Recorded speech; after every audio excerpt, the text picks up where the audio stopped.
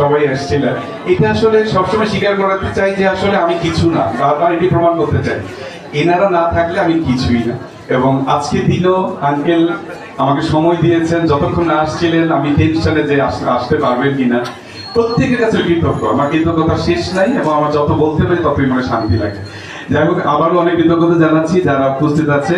আমার বোন বেবি নাতাশা হায়াত আছেন এখানে, আমাদের ছোট্ট বোন শবনম ফারিয়া, বিজলি বরকতুল্লাহ, সবাই চেনেন আসলে, এরা সব ফ্যামিলি মেম্বার, যেটা আমি ব্যবহার করছি।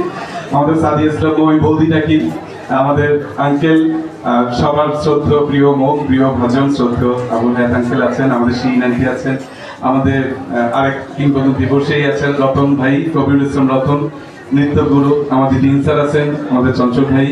তো আমরা খুবই ঘরোয়াভাবে অনুষ্ঠানটা আসলে এদিকে শেষ করে আমরা গ্যালারিতে ঢুকে যাবো। উদ্যোক্তারা সবাই দাঁড়িয়ে আছে এবং সবাই